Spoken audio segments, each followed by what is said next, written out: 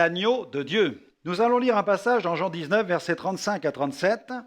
Jean 19, 35 à 37, où il est écrit « Celui qui l'a vu en a rendu témoignage, et son témoignage est vrai. Et il sait qu'il dit vrai, afin que vous croyiez aussi. Ces choses sont arrivées, afin que l'Écriture soit accomplie.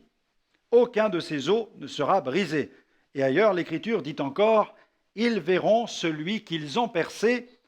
Amen. » Mais quel est ce témoin? Ce témoin dont parle Jean? Quel est celui qui a vu toutes ces choses? Quel est celui qui fut suffisamment proche de la croix pour être le témoin incontestable de ces faits? Ne s'agit-il pas de Jean lui-même?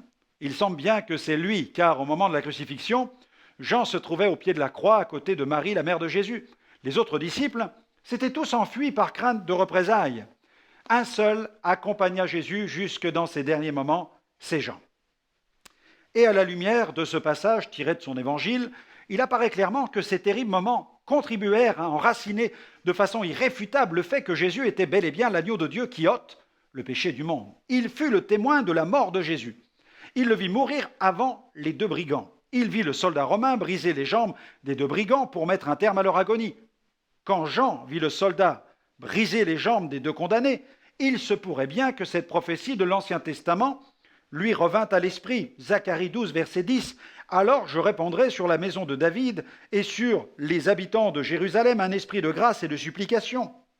Et ils tourneront les regards vers moi, c'est lui, celui qu'ils ont transpercé. Ils porteront son deuil comme on porte le deuil d'un fils unique.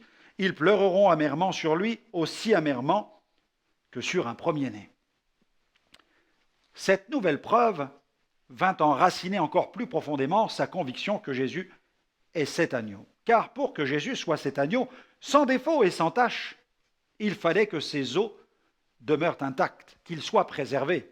Et Jean, qui n'ignorait pas comment les Romains achevaient leur supplicié, fut le témoin de ces faits. Au pied de la croix, Jean assista en direct à l'accomplissement de cette prophétie. Jean 19, 26, 27, Jésus, voyant sa mère et debout auprès d'elle, le disciple qu'il aimait, dit à sa mère, « Femme, voici ton fils. » Puis il dit au disciple, « Voici ta mère. » Et dès cette heure-là, le disciple l'a pris chez lui.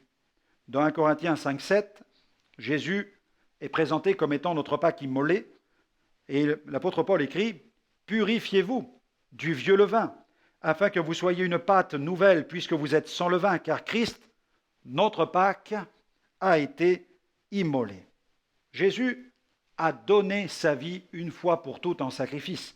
L'auteur de l'Épître aux Hébreux, au chapitre 10, à partir du verset 12 jusqu'au verset 13, nous rappelle ceci. Lui, après avoir offert un seul sacrifice pour les péchés, s'est assis pour toujours à la droite de Dieu, attendant désormais que ses ennemis soient devenus son marchepied. Par son sacrifice, l'agneau nous a ouvert une route nouvelle, un accès menant directement devant le trône de Dieu.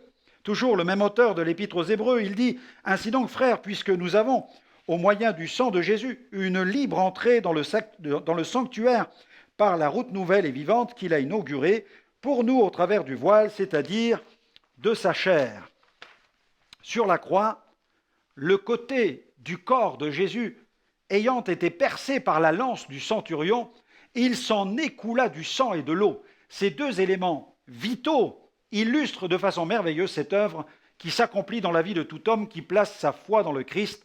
Cette œuvre est celle de la justification et de la purification. Le sang pour la justification et l'eau pour la purification. L'eau et le sang coulèrent du côté percé de notre Rédempteur. Le sang de Jésus et l'eau, bien sûr, de la parole de Dieu. Une prière que j'aimerais vous recommander aujourd'hui. Merci Seigneur, c'est aussi une action de grâce. Merci Seigneur pour ton œuvre rédemptrice accomplie à la croix, pour moi par laquelle je suis justifié, donc déclaré juste, et purifié, transformé à l'intérieur.